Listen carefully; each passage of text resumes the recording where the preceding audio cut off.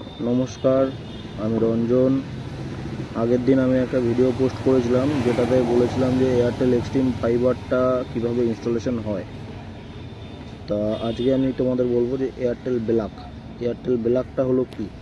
Airtel ব্ল্যাকটা হলো যেটা এক্সট্রিম ফাইবার প্লাস ওটার সঙ্গে একটা টিভির কানেকশান, যেটা হলো আপনার ডিশ অ্যান্টেনা বসিয়ে একটা টিভির কানেকশান করা হয়, আর প্লাস আপনার ইন্টারনেটের কানেকশানটা, এই দুটোকে একসঙ্গেই বলা হয় যে এয়ারটেল ব্ল্যাক।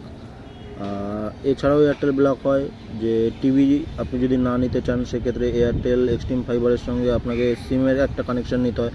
সিমের কানেকশানটাকে যখনই আপনি এক্সট্রিম ফাইবারের সঙ্গে একসঙ্গে করাবেন, দুটোর বিল আপনাকে একসাথে পেমেন্ট করাতে হবে, সেটাও আপনার এয়ারটেল ব্ল্যাক।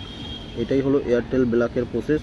তা আমি আপনাদের দেখাবো যে এয়ারটেলে ব্ল্যাকে ডিশের কানেকশানটা কীভাবে ইনস্টলেশন হয়। যেমন আগের দিন ইন্টারনেট কানেকশানটা ইনস্টলেশনটা দেখিয়েছিলাম, আজকে আমি তোমাদের দেখাবো যে ডিশ কানেকশানটা কীভাবে ইনস্টলেশন করা হয়। আর একটা জিনিস যেটা আমি আপনাদের বলতে ভুলে গেছি, এয়ারটেল আর জিওতে যে টিভির কানেকশানটা হয় ওটা কিন্তু ওয়্যারলেস হয়, ওটা আপনার ইন্টারনেটের থ্রুতেই চলে, ওটাতে কোনো আলাদা করে ডিশ বসাতে হয় না।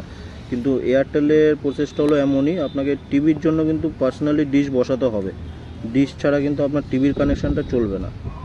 আর ডিশটা ঠিক এরকমভাবেই কিন্তু একটা ডিশ অ্যান্টেনা কাস্টমারের বাড়ির ছাদের উপরে বসানো হবে, আর যেখান থেকে একটা তার কিন্তু আপনার যেখানে টিভি কানেকশানটা হবে ঠিক সেই পর্যন্তই কিন্তু একটা তার যাবে, এই ডিশ থেকে একটা তার আপনার টিভি পর্যন্ত যাবে।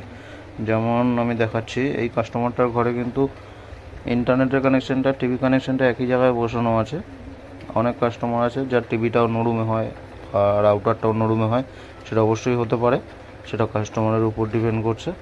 তো এটাই ছিল আজকের ভিডিও।